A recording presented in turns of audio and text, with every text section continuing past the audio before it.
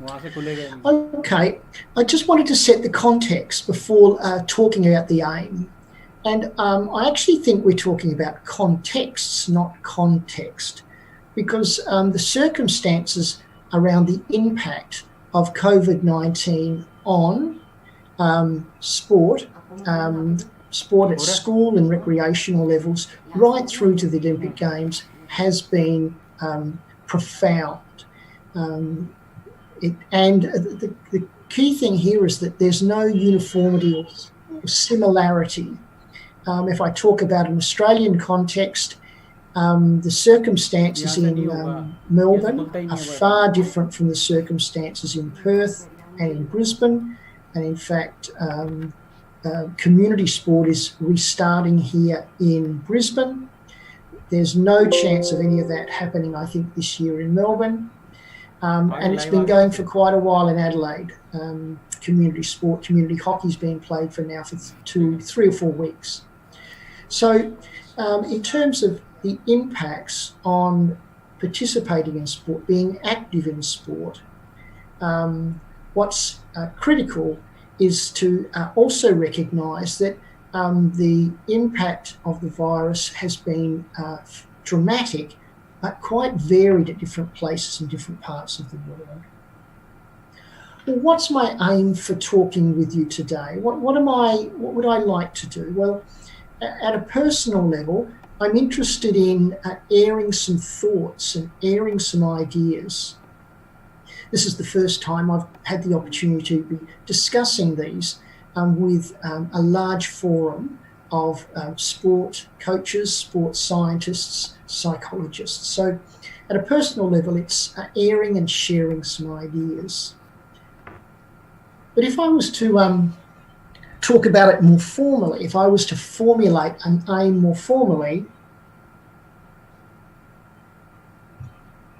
it would be like this. I'd like to pitch an idea.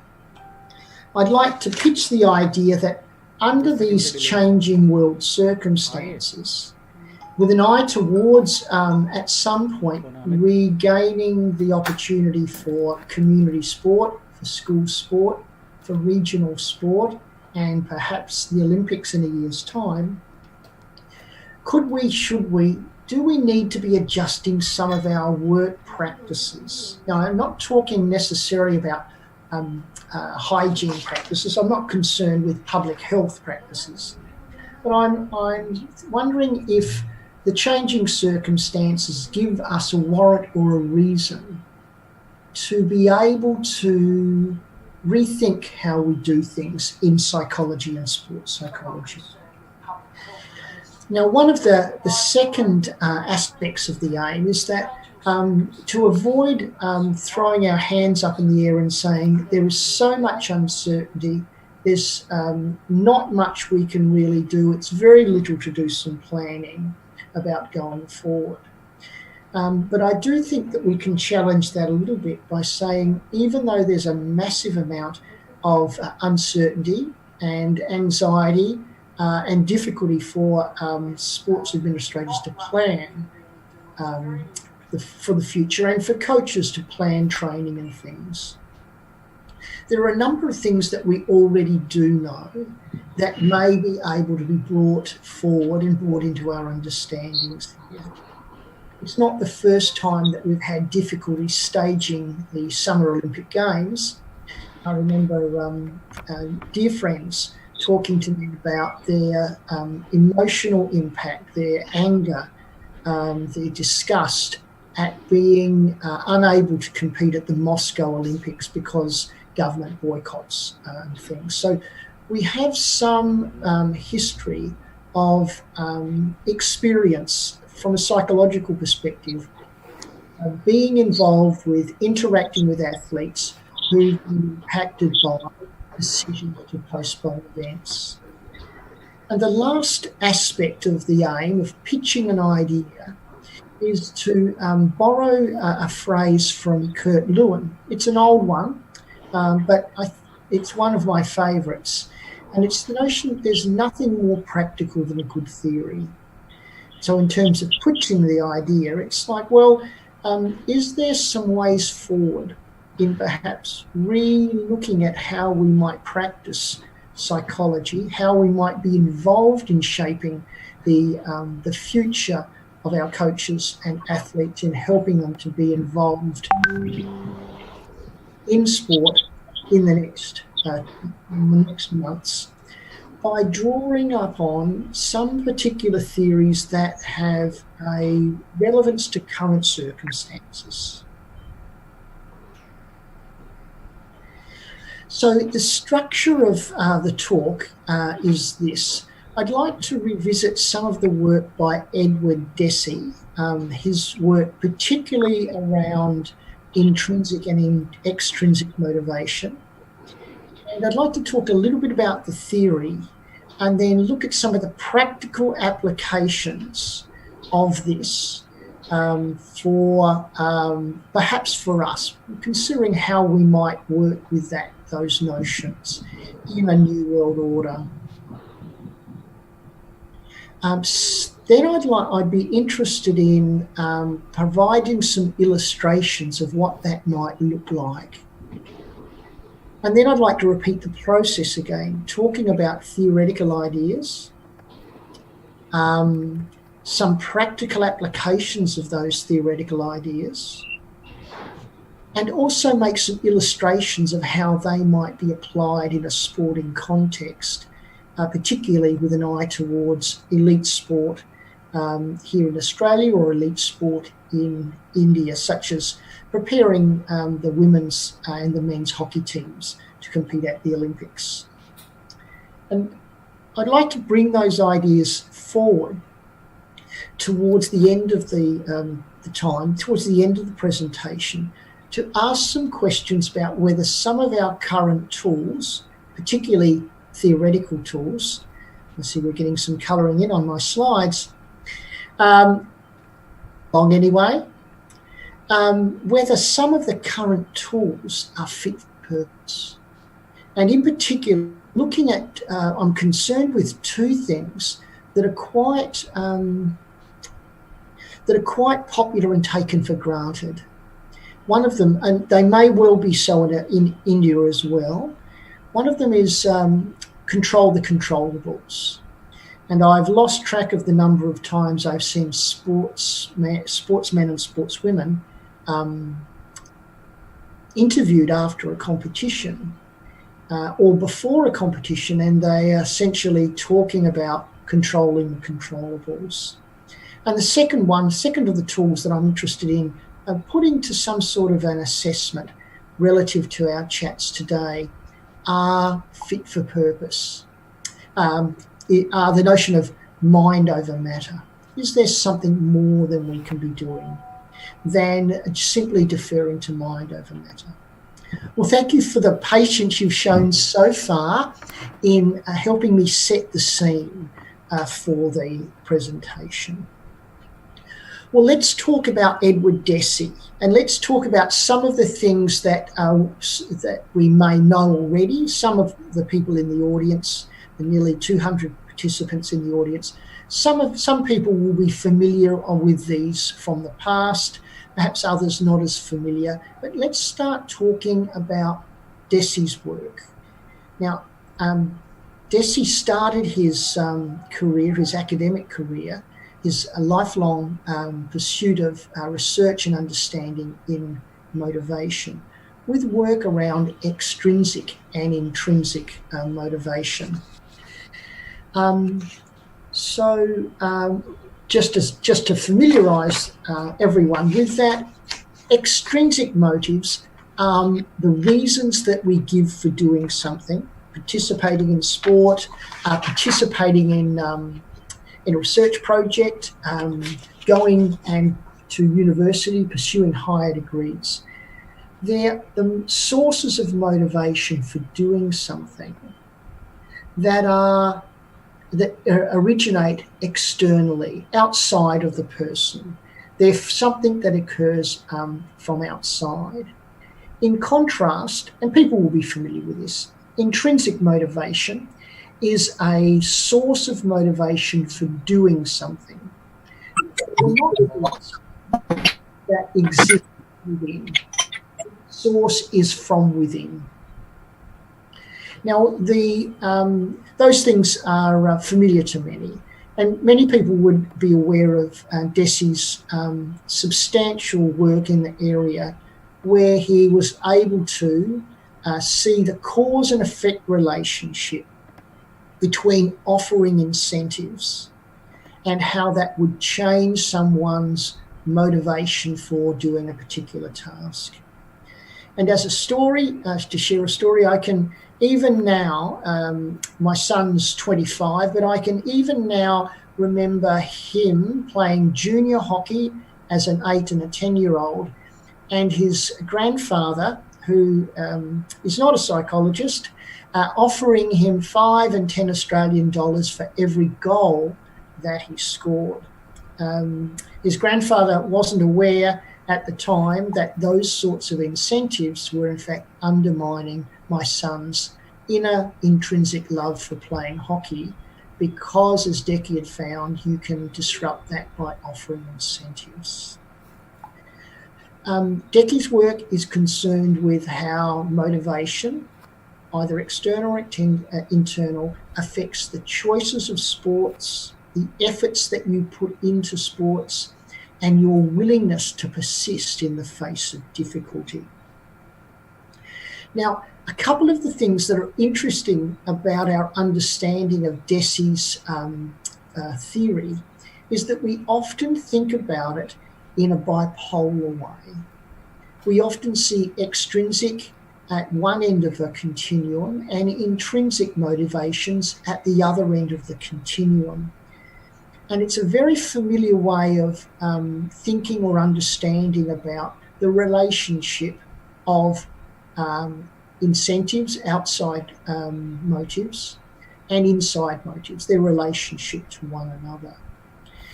If we were to pursue that for a little bit, if you were to entertain me or to indulge me, what we're able to see in terms of thinking about intrinsic, extrinsic motivation theory is that you can fill it out as a continuum where at one end is external or extrinsic motivation, and at the other end, inner or intrinsic motivation. And right in the middle of the continuum has the unfortunate name of identified regulation. Right in the middle of balance between external and internal is someone whose source of motivation for doing something is that it's personally valuable and useful. But as you can see, if we were to move from the middle point of a continuum, identified regulation as the type of motivational source, as we move closer towards the external end of a continuum, we see that the reasons that people would give, their understandings of why that they are participating in particular actions or activities. Interjected motivation is somewhere between the midpoint of the continuum and the end point of the continuum. And people are talking about being motivated by avoiding shame or avoiding guilt. They've internalized the external and internal motives and are not pursuing the sport because of rewards or trophies or avoiding punishment. They're pursuing things to avoid shame and guilt. There is a preference in particularly lower levels of sport, in regional and school and district sport, to try and encourage coaches to try and encourage parents and for young people to participate in because of the love of the game, if not the pleasure and the satisfaction from playing, perhaps the integrated regulation, it being consistent with their self-concept, who they see they are, how they see themselves. Now, there's a further aspect, I think, towards Deci's theory, some further research that's worth consideration in in more recent times. And I see I'm getting some more innovative additions to my my slides, which is fine. Some research done has found that actually the academic work around intrinsic and intrinsic motivation is better understood in terms of a unipolar rather than a bipolar motivation, rather than seeing extrinsic and intrinsic as being on a continuum, on a line from one to the other. A more contemporary view is to see that everyone has their source of motivation for something has a aspect of intrinsic and an aspect of extrinsic motivation together, and that the two ideas are orthogonal, or they are independent of one another. Now, to talk about this in terms of practical aspects, and consider how we might have conversations as psychologists or as mentors for athletes and coaches, we might talk to, and we might ask athletes and elite athletes, current Olympians, we might ask aspiring Olympic athletes, aspiring Indian representatives, we might ask them in the current circumstances how the impact, the disruptions of being safe given the COVID-19 virus, the impact of changes of life that's had on their training and their competition. Practically, we might have conversations with them about how that's happened and what sorts of impacts that's had on their motivation for their training or their motivation for their competitions when they start again. Now, the difference between the academy and the field or the practice, the difference between the university and the sporting field is, when we're talking about DESI, is that we might in ourselves understand that when we talk about motivation, people can be high in intrinsic and high in intrinsic at the same time. And many athletes will be like that. Very few will be low and low. There might be some athletes who are very high in extrinsic motivation, only medium or low on intrinsic. They are pursuing the prize money. They are pursuing the trophies. They are pursuing the recognition that they receive from being successful in sport. But whilst we might understand ourselves, because of the work from DESI, that extrinsic and intrinsic can occur both independently inside someone, theoretically speaking, we understand that the conversations athletes will have with us will be just their sense or understanding of how it feels for them. And so whilst we might think about it more academically, we might think about it more structurally, the idea of a continuum between external or extrinsic right across to intrinsic motivation is a useful one for us to understand how athletes are describing and discussing things with us.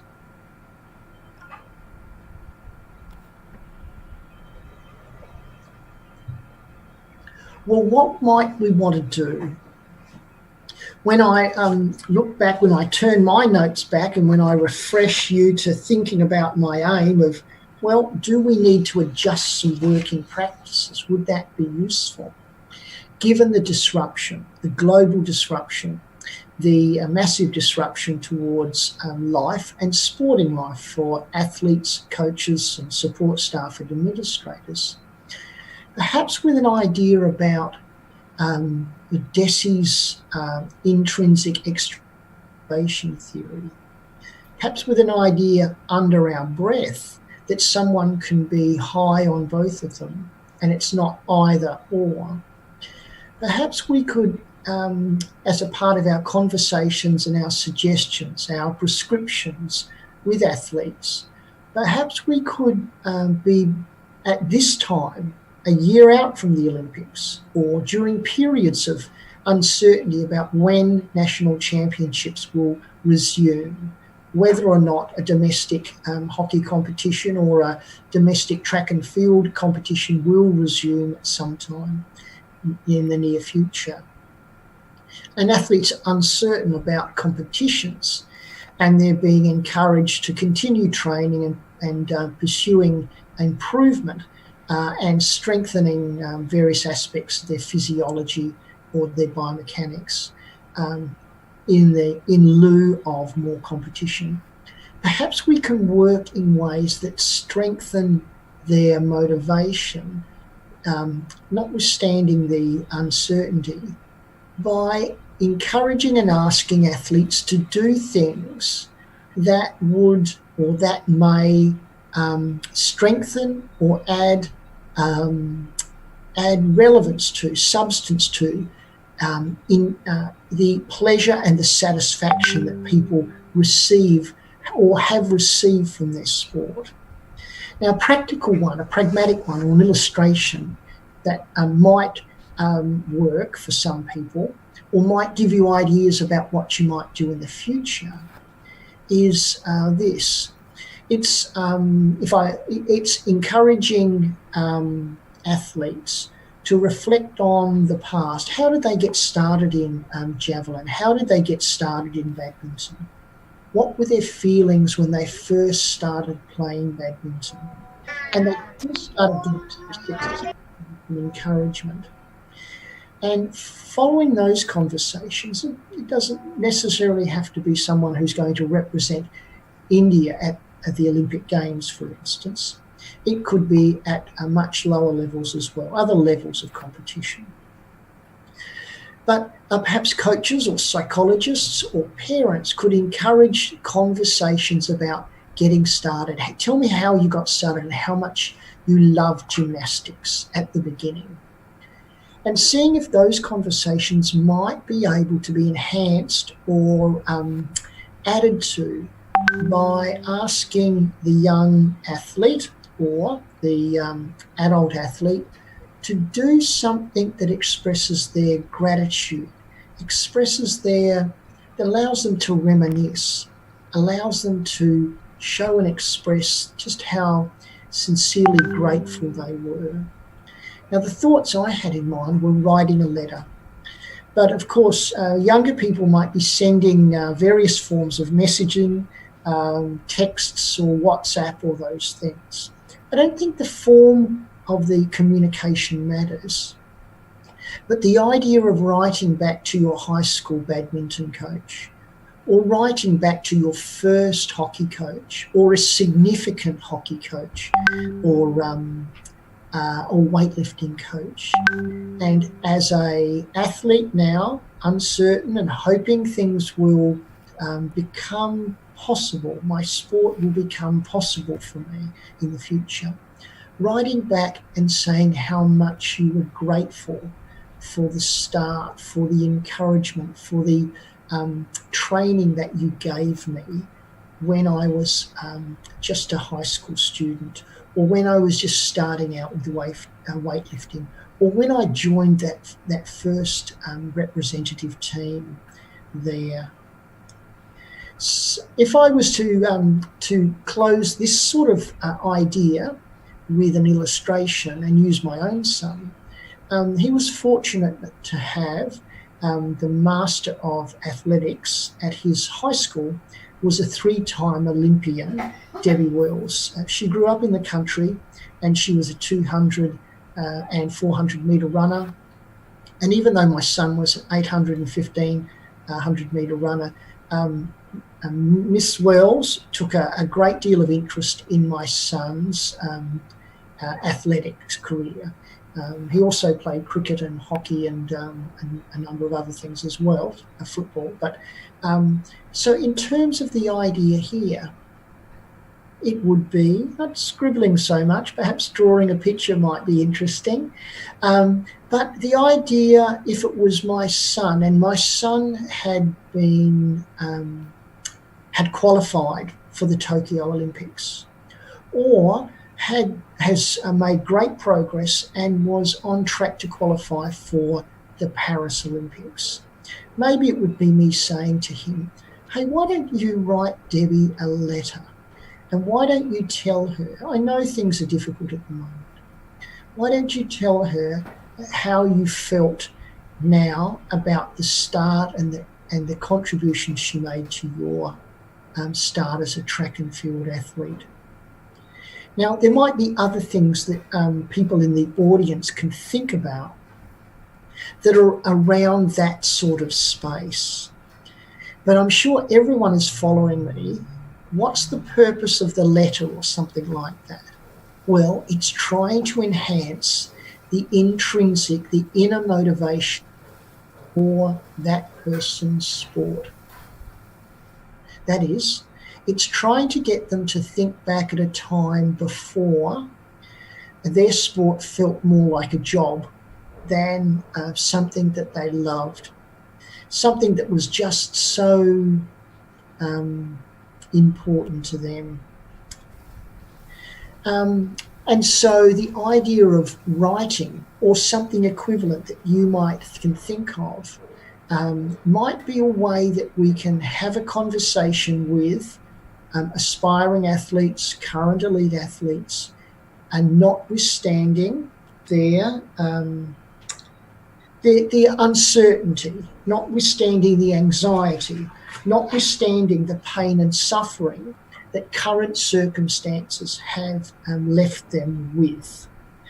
But that here's a proactive way, something that's within our grasp and our understanding that we can encourage them to do. And of course, what we understand, people who have trained, have received training as coaches, training as sports scientists, training as psychologists, is that those activities are, if we were to use just the continuum analogy, is just moving that athlete a little further towards the intrinsic motivation end by doing things that are not all about rewards and recognitions. But for those of us who are working in the academy, working in universities and sports science and psychology departments, we understand that that sort of activity is not diminishing external or extrinsic motivation. It's not taking that away. But because the two things can occur concurrently, they're independent or orthogonal to one another. They're like a cross. They're at right angles to one another. Actions that enhance intrinsic motivation are things that help the athlete to feel higher and more strongly in their inner pleasure and satisfaction for their sport, whilst at the same time still being able to have a strong aspect towards the rewards and recognitions. That doesn't get diminished. So there may be some questions at the end of the presentation that relate to this notion of how we could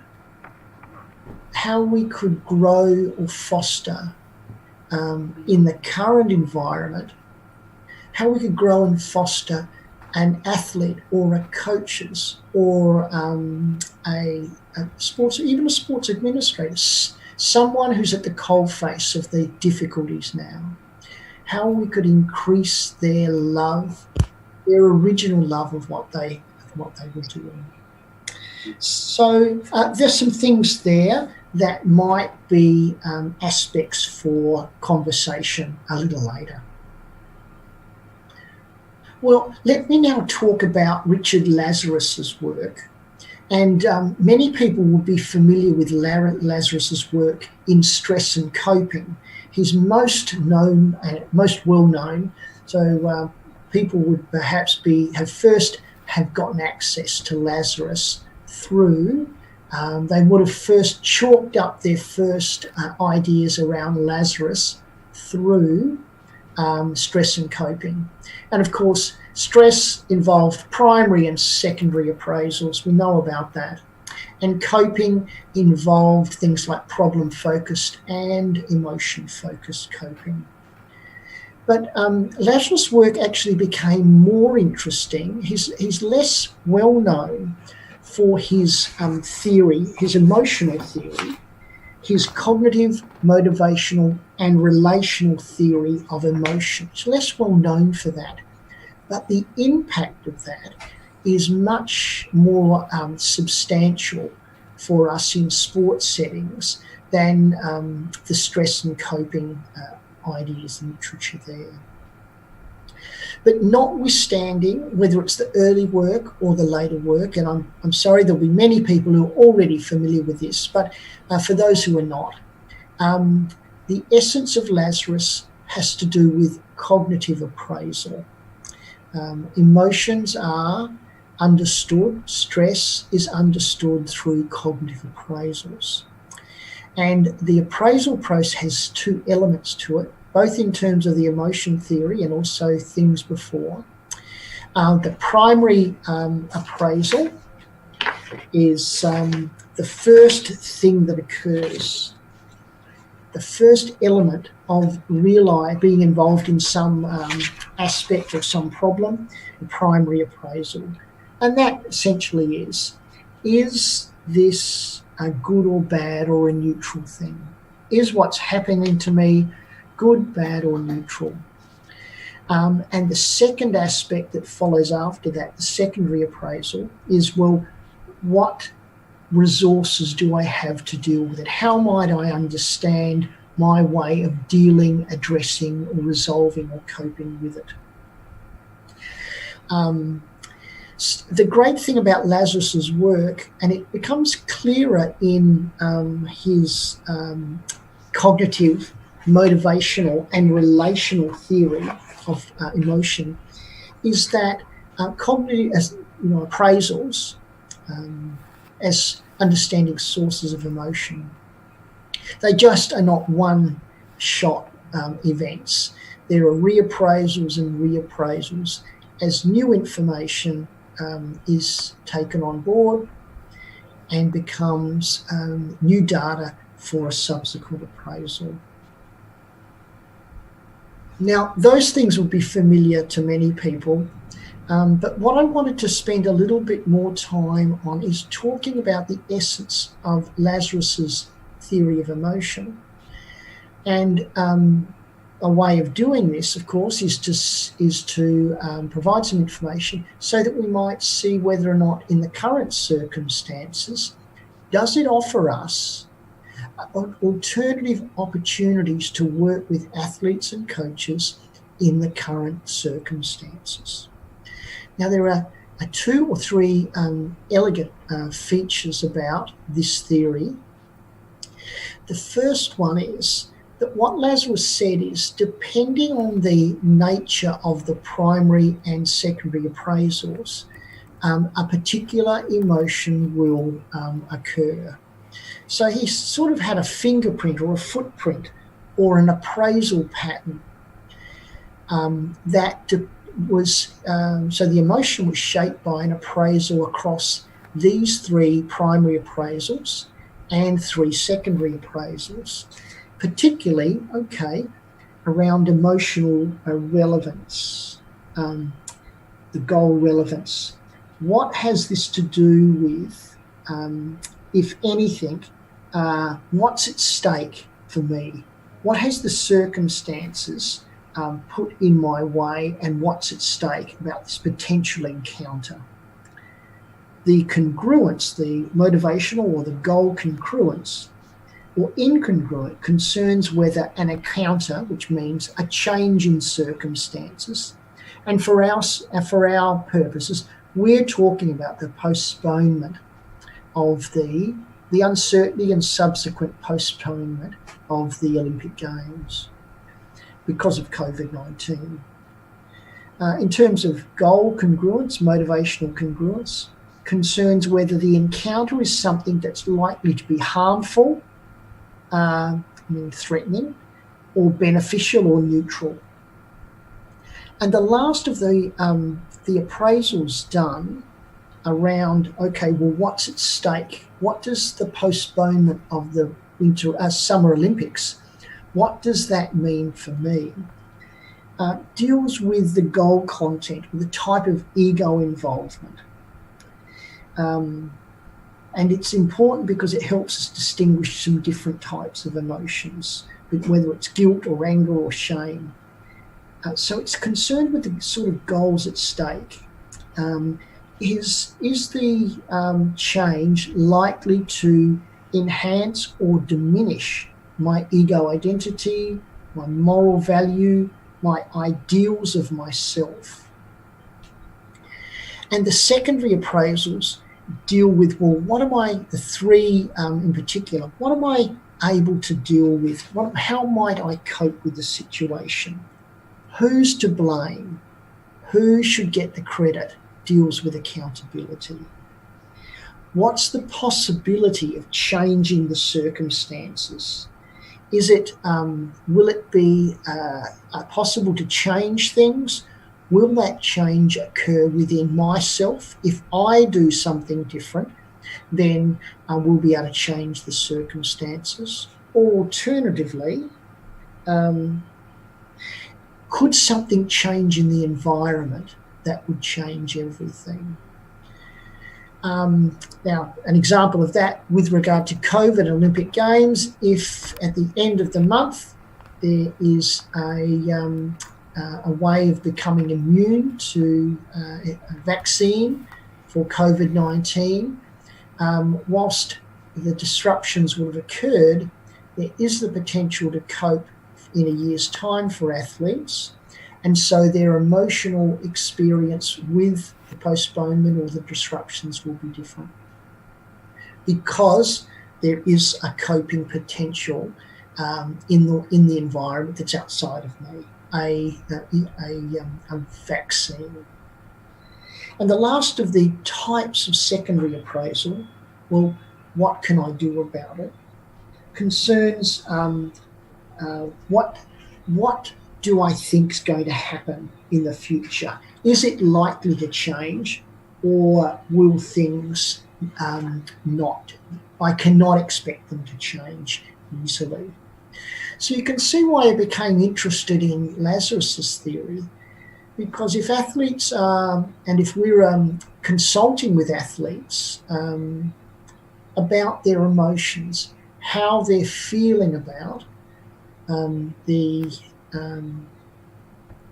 the uncertainty, how they're feeling about the loss, how they're feeling about the disruption, the pain and the suffering, then those feelings about it in general life, those feelings about it in sport life in relation to sport, will be different, says Richard Lazarus, according to the pattern of appraisals done by the 3 and 3 appraisal considerations or decisions.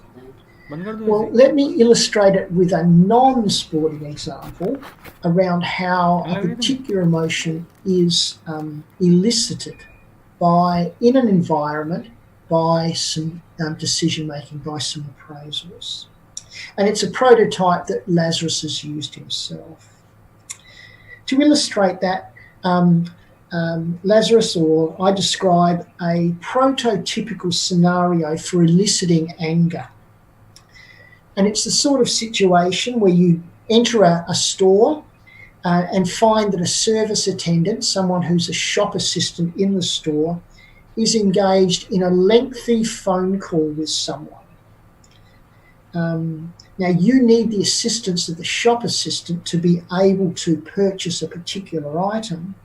However, you're forced to wait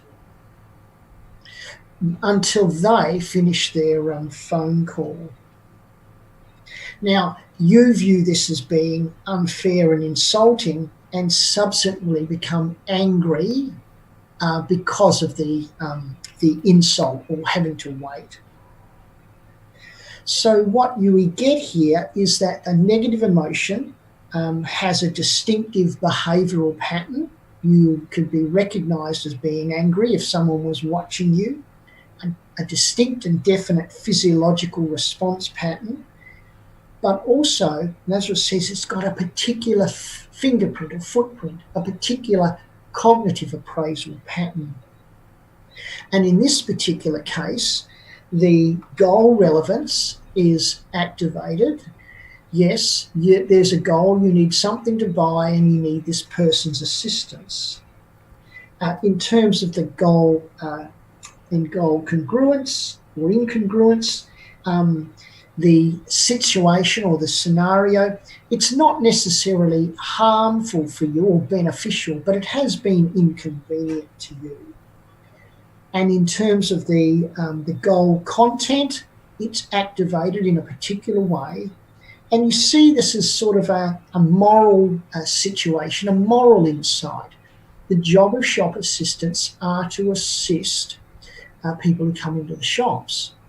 It's not to make people, inconvenience them, make them wait until it's there ready to assist you in what you want to buy. Now, in terms of the secondary appraisals, the one that's most active that helps to point towards it being anger, an emotion of anger rather than the emotion of shame or some other emotion, happiness or something, or sadness, is the appraisal of accountability. Who's to blame for this particular situation? And in this particular case, the blame is clearly attributed towards the shop assistant, who rather than helping you purchase something or helping you find something in the store, has simply been there servicing their own immediate needs with the phone call and ignoring yours. They're to blame, not you and not someone else. There is potential, of course, for it to be resolved, and it will be resolved shortly. But the critical thing has been the accountability for that particular instance. Now, the reason for sharing it is that it allows us to begin to think, well, how do we understand the types of emotions, the sources of emotions that athletes are going through at the moment or have been going through for the last 2 to 3 months and will go through for another 12 months perhaps before the Tokyo Olympics. Just last evening, last evening after the presentations, I was watching some TV to just relax. And there was a documentary or an interview with an Australian Olympic tennis player, a very famous tennis player. He's a disabled tennis player, Paralympian, he was being interviewed about the Paralympics, the Tokyo Paralympics. And the relevance for us tonight is that he said that it was going to be his last Olympics. Tokyo in 2020 was going to his last Olympics. And he's won many medals. He's won medals in wheelchair basketball and also tennis at the Paralympics. But the relevance here is that he became dismayed. He became not quite himself because the postponement for a year. And he was saying that he didn't know if he had what it took to be able to train at the level that would be required to defend his Olympic gold medal at the 2021 Tokyo Olympics, because it's now going to be a 5-year campaign rather than a 4-year campaign. He had estimated that he had the resources to be able to complete.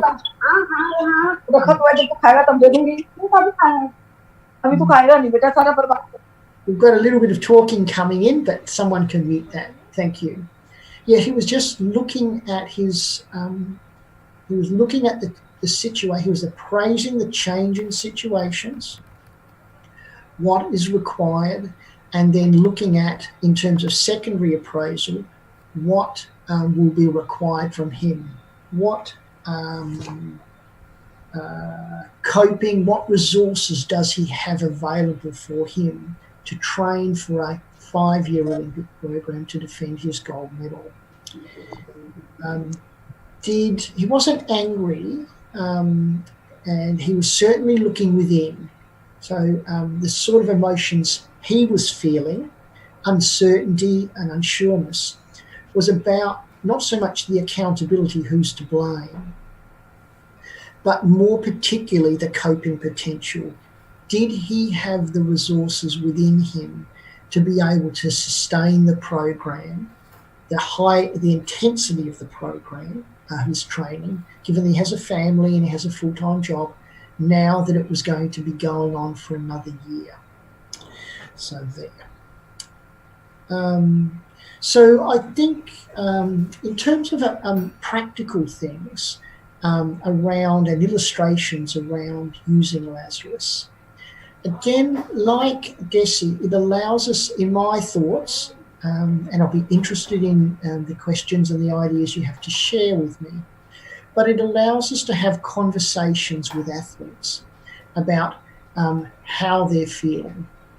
And it allows us to be able to hear them, to listen to athletes, and to be emotionally present and to have empathy for them, but to be able to understand the sources of those emotions.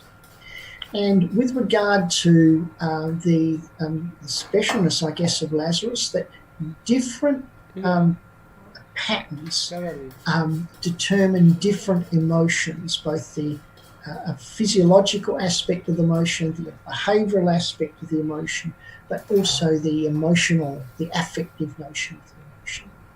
We might be able to think about activities that we might ask to prescribe or suggest activities, a little bit like the letter writing before, that are very prescriptive. They're not general for any purpose, but they're prescriptive for a particular purpose. And if there is a problem with being angry about the circumstances, then perhaps we do something that's directed towards the accountability aspect of it. If we have an athlete and we're hearing them really talk about the apathy, their uncertainty, their feeling stuck, they have little, it's not motivation, but they just feel that they're in a holding pattern. They're not sure whether they're going forward or backward. Well, I'll have to share my screen again.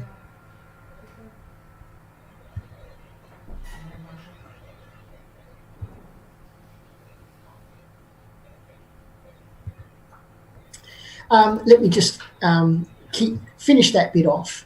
Then in those particular situations, then it's the future expectancy that we might need to target interventions or activities with.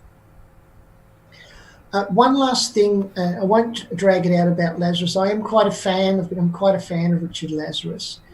One of the things that's interesting about his work, his theory, is it's bi-directional. And you can follow that up at another time.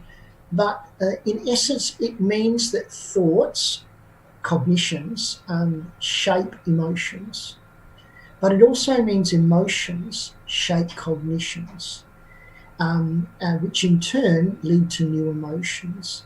So it does, in a funny way, give us a lot of flexibility in how we might shape thoughts and emotions, because they work bi-directionally.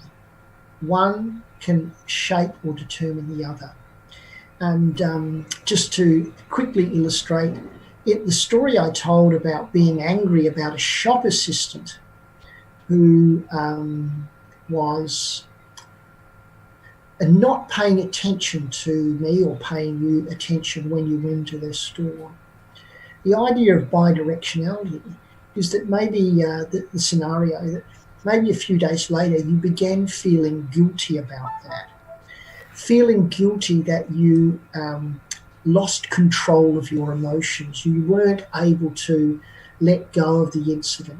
Not that you necessarily did anything badly, but you feel guilty that you lost control over your emotions and allowed the person who was talking on the phone for a few minutes to make you feel grumpy and angry and upset.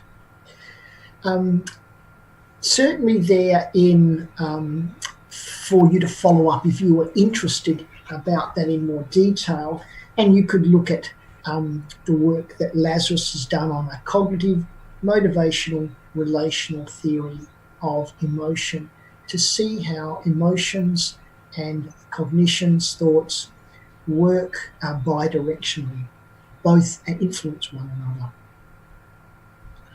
Well, this is where I wanted to get to, and I really I appreciate your patience listening to my new thoughts and considering whether they might have value as ways of shaping conversations with athletes.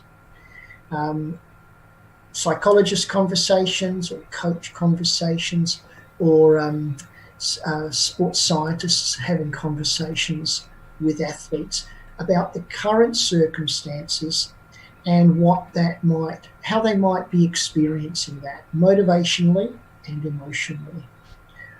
And the reason for bringing this forward is to just consider some of the tools. And when I use the term tools, I'm referring to ideas or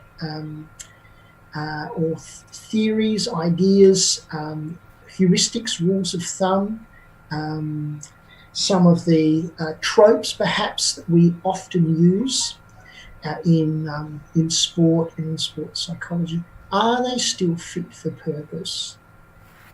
And I'm wondering, when we look at the area of motivation, perhaps could we be considering, is there a way that we might be able to consider replacing Rotter with Deci? That is, replacing the common sense, the often heard, the trope, the heuristic, the things we hear a lot, concerned with playing one game at a time, controlling the controllables. What we intend to do this weekend is be focused on what we control, because and leaving those other things outside of our sphere, because they're not something we can do anything about. I'm sure everyone has heard those. Many of you might have even used those in interviews with the media or in talking to or advising some young athletes. Now, I think Control the Controllables has been a very valuable tool for us in sport for a long time. The only reason I'm beginning to think, well, is it something we could consider retiring or replacing? And I'm thinking in an Indian context as well as an Australian context, is that the volume, the amount of uncertainty that athletes and coaches that we face in sport at the moment, the amount of uncertainty that that will be part of the conversations between mentors and athletes, parents and athletes, psychologists and athletes. That volume is immense, enormous, like nothing we've experienced before. And the point is, if we use the heuristic, well, don't worry about the things that you can't control. Do worry about the things that you can control. The subset of things that athletes can control at the moment are very, very small. They can control perhaps some of their training, but not all of it. And they may need permissions from state and national associations for different things. So the idea is perhaps talking about extrinsic and intrinsic motivations, talking about the love of your sport, talking about the reasons, the sources of motivation, might be a way of working in with athletes and conversations, athletes and coaches, that move with the times, move with the current circumstances. The second fit for purpose relates to how we might understand emotions, particularly affect. and it could be the views of Mandler or the views of Singer, a cognitive arousal theory. People would may be familiar with that. Is it simply that the thoughts you have determine the emotions that you have, or could we move past the notion of mind over matter as the trope or the heuristic that we might use or we might hear athletes or coaches use? It's a matter of mind over matter. And maybe we could move with the times. Maybe we could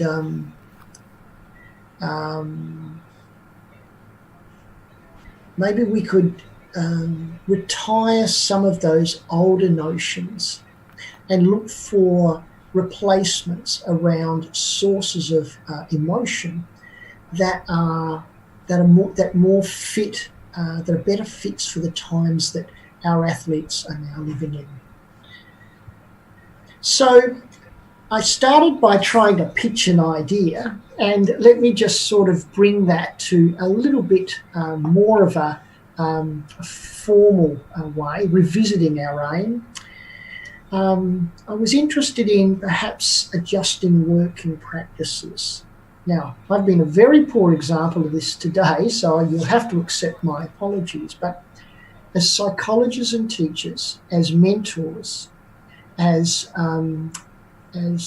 coaches and coach educators, could the new set of circumstances in sport, or at least the current circumstances until things are much more certain around the ICC 2020 World Cup, the Olympic Games, what will happen in national and other international competitions, could we move forward by talking with athletes more, and preaching or talking at athletes less? Could our talking with be the critical thing that could make a difference at the moment? We do know a lot, and perhaps we can look at drawing on lessons from the. And I thought of that again last night, or yesterday afternoon, India time, when I was listening to Professor Kamlesh talk. Perhaps in these phenomenally unknown times, perhaps there's some learnings from the past for Australia, learning from what we gained from the Moscow Olympics boycott. How did athletes and coaches deal with that? Maybe there's some things from the past that may be a way forward in guiding us at the moment. And finally, that notion of, is there some utility for reaching back at practical theories, at theories that might give us ideas about how we might practically act towards circumstances and practically act with athletes by encouraging them to find what's grateful, by encouraging them to find what's the source of their shame or their guilt or their anger or their apathy, and seeing if we can change those specifically. And with that, thank you very much for being with me for the time and listening to some ideas shared about the phenomenal circumstances that we're in. And of course, the heartfeltness that many of us have for those Indian Olympic athletes who would be marching right now in Tokyo, were it not for the current circumstances. And that maybe there's some things that we can use cleverly to be able to help, if not them, those others that may be on a pathway to Paris or other sorts of competitions, by rethinking the circumstances and retooling or relooking at how we might talk with and help support. Over to you, Sarita. Thank you so much, Dr. Stephen, for such a wonderful talk, and you have talked about the different level of athletes who are suffering this difficult situation in the present COVID-19 pandemic. And I know it is a difficult situation for everyone, for athletes especially. You have mentioned in your talk how the athletes who were, for whom it was the last chance to participate in an Olympic or maybe in some national competition. So it was a difficult things for everyone.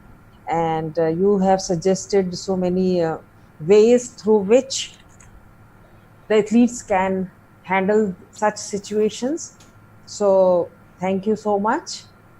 And before switching to the question answer session,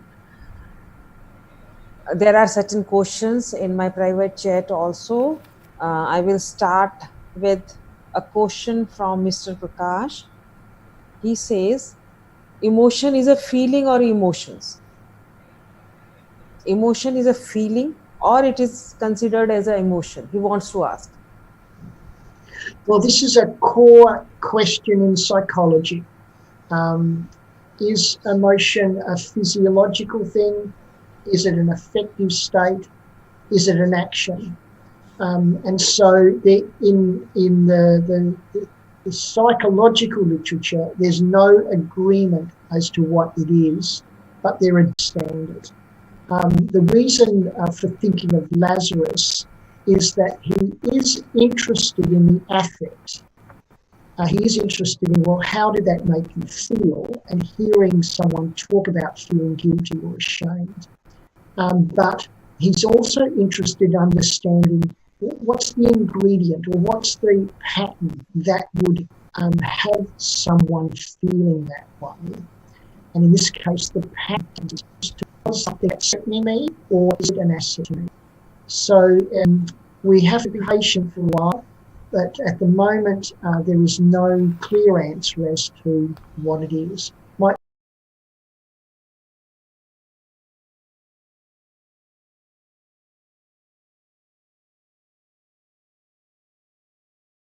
But my offering practically is listen to what the athletes are telling you. Very often they're telling you the affect. How did it feel? And for those in the academy, we might want to understand the machinery of that. But that's not necessarily for you to know that, to be able to assist in validating some of the feelings that athletes are having, the uncertainties and things. Thank you for that question. Thank you, Dr. Stephen. And there is one more suggestion means he wants a suggestion. Can you suggest means through which we can develop intrinsic motivation among athletes? Very good. I'm very interested in this. One of the things, a starting point is to not see intrinsic motivation as being the enemy of extrinsic or vice versa. So I think thinking about them not on a line or a continuum, but thinking of them as orthogonal, as two separate independent things. So to answer the question directly, what we need to do is to have ways of asking, inviting, having having athletes reminisce about the joys and the pleasures that they have. And we often, and we might be able to think of clever ways we can do that. We often see trophies being given. We often see photographs with prize money, or we often see those sort of things. But maybe we need a counter, something that matches the other side, something that's public and doable, where we are trying to lift the value of how much I enjoyed it. What did it mean to me? Trying to get the affective experiences of, the joyful experiences, the inner experiences of what it meant to play, rather than just the rankings in a badminton tournament, or the trophies or the prize money. We need to work a little bit harder at finding the equivalent of rankings and prize money and photographs with the president of the Badminton Association and so on, or the sponsor, to be able to keep investing, putting money in the bank of the intrinsic motivational aspect to our source of motivation. Thank you again. Thank you so much. And there is a question from VS Jaggi. How motivation can be regulated among athletes in the present situation? Yes, and that's the core of the talk. And I think I could offer an answer for here in Brisbane right at the moment, because I know the Brisbane situation right at the moment. So we have a number of Olympic athletes who will be back home at training, and I could talk to them because I understand their circumstances. But the reason for mentioning that is I think we must be working with these individuals in the settings and the context in which they're in. If you were talking with some soccer players who were preparing for Tokyo and are now re-preparing for Tokyo, but they're living in Imphal and training in Imphal, that's a very different situation today than it would be to talking about some hockey players at Bangalore living and training there, or some track and field athletes in Delhi. My point is that it's understanding the individuals and working with what works for the individual. But in these times, these circumstances, we have to think about the individual in the environment in which they're in, because that environment is feeding a lot of the uncertainty. And we have places in Australia that have had lockdowns, and they have no people, never had anything to do with COVID-19 throughout the past three months and more, but others that have been real hotspots. So we need to factor those in more so than we would have done at any time in sports history, because the motivations are affected by individuals, sports, but now the environments that athletes are living and training in. And they're so diverse and different, even within states, not just within countries. So I'd encourage you to be innovative, but also looking at that environment and seeing what are the threats, what are the attributes, what are the threats that may be on the horizon for the athlete. Thank you.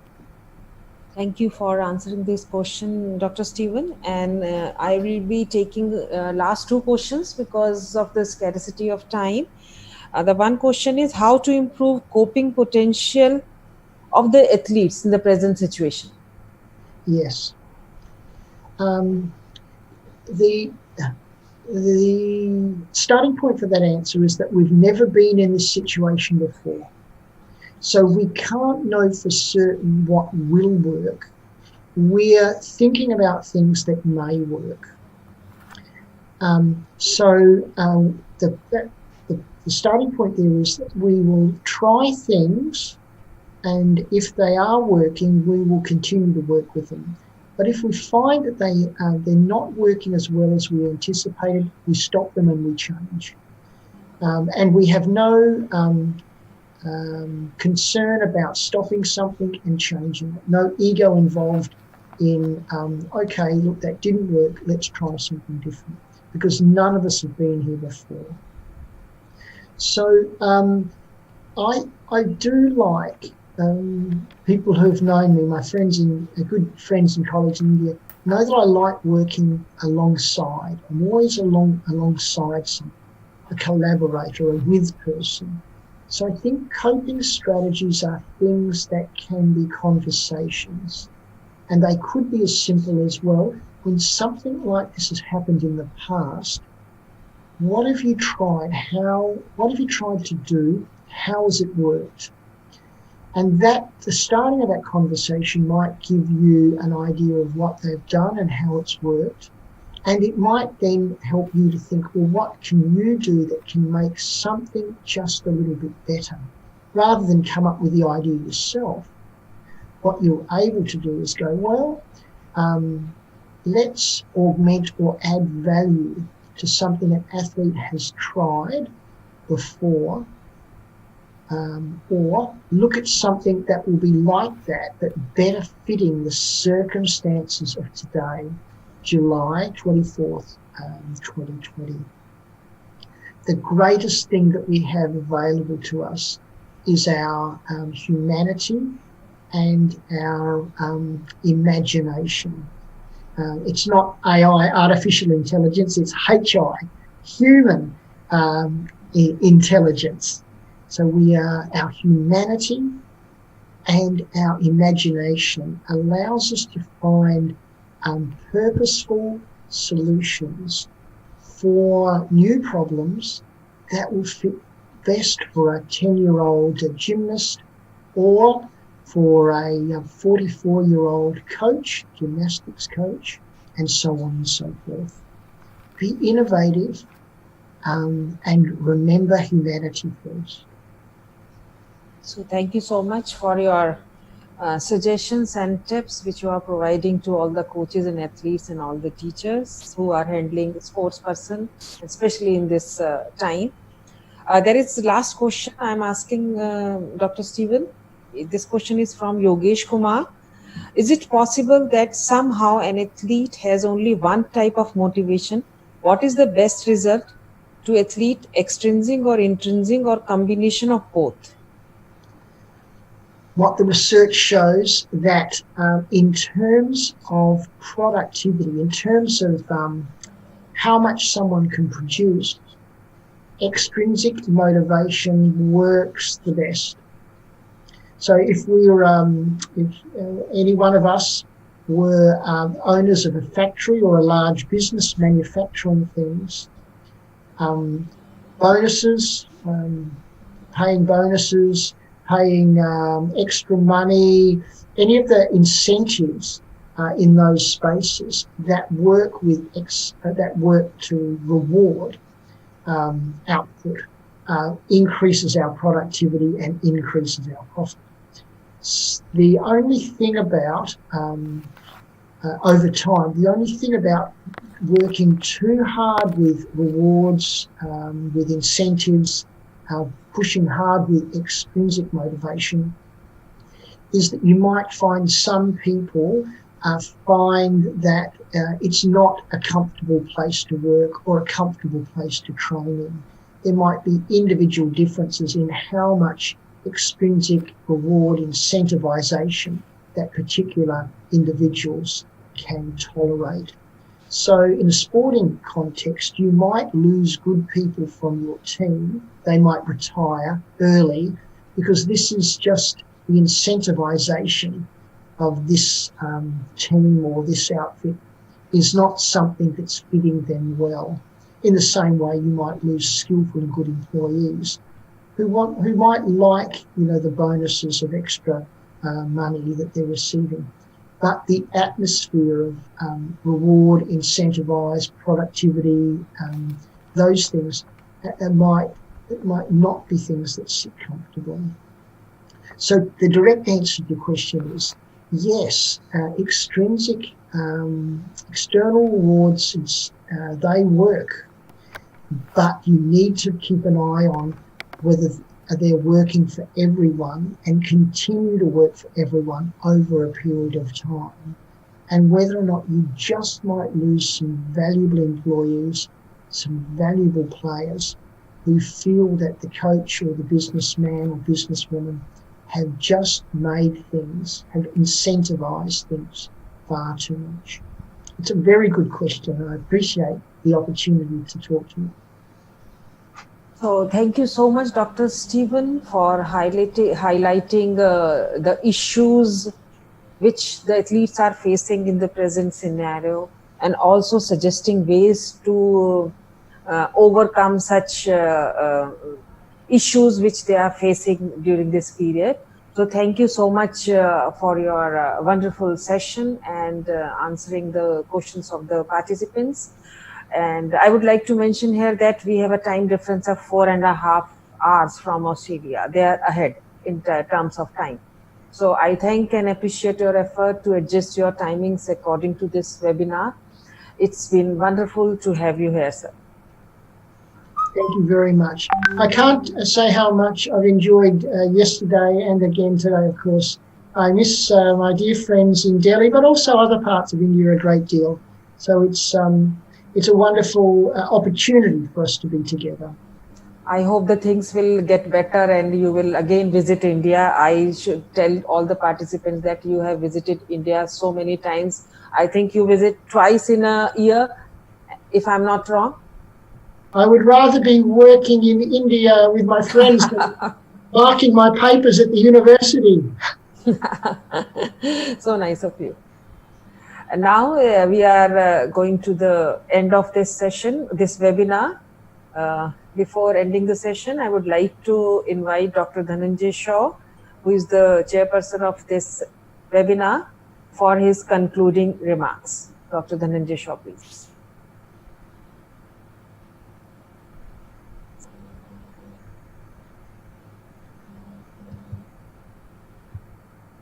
Sir, you have to unmute.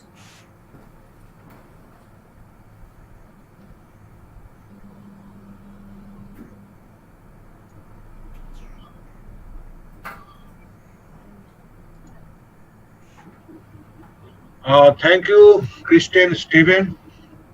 I am audible? Yeah. Thank you very much for sparing your valuable time, Professor Christian Stephen. And on behalf of our institute, once again, we are obliged. You have given your valuable time. And matter of fact, that we missed you so long, about 4 months, and you have compensated that. And we are thankful from core of heart. And I would like to say something here, that yesterday we have built a body, and beautiful body, strong Olympic level body. But the body was missing heart and lungs, and you have delivered that today. Now we have completed the session and the program and its objectives to its fullest. And in the heart, you have emphasized cognitions, coping, balancing emotions, sustaining motivations in the present scenario, and look to the future Tokyo Olympic and henceforth. But I little bit contradict. I have studied about extrinsic and intrinsic motivation. In fact, yesterday question asked, some student after achieving something, they are not further, they doesn't exert anymore. So this is the possible, the right answers. It is the question of motivation which is missing in some point, somewhere, the sustaining the motivation is. But secondly, the extrinsic motivation for European countries, Australia and USA may be most important. But in Asian philosophy, intrinsic motivation is more sustainable, everlasting, and more durable. And coach, you have rightly said, it is a play in between extrinsic motivation and intrinsic motivations. Because whenever there is extrinsic motivation, there is a target and there is external source. And once it is achieved, then you have to give another external source.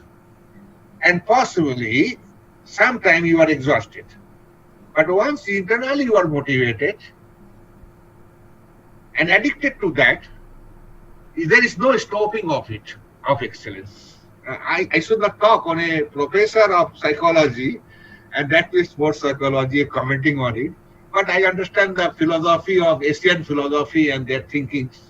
So this is little bit useful there, and somebody asked about it. Both are important, and being Indians, we should build the intrinsic motivation in the player, and definitely will play with the extrinsic motivation, which is very stronger and immediate. In Hindi, we say it is allopathic medicine, extrinsic motivation. It immediately works. And intrinsic motivation is Ayurvedic medicine or homeopathic medicine. It works a little late, but it works deeper. Thank you very much, Stephen sir, for joining us and enlightening us with your vast knowledge and experiences. And we Indians are happy that what you are experiencing in your country. And again, we are happy you are so concerned with the Indian situations. And definitely look forward after COVID and positively that you visit our institute again and again, and we make a better tie in between. So thank you very much on behalf of audience, all delegates, all participants, my colleagues and organizing team. Once again, I thank you from my core of heart. Thank you very much. Thank you so much, Dr. Dhananjay Shaw, for your concluding remarks and suggesting few things about motivation, and because it depends upon the level of the athletes. For the starters, it can be the extrinsic motivation may be more important, and after some time intrinsic motivation becomes the means that takes that athlete to this level of elite level. So formally, I would like to propose vote of thanks to all those who made this event possible.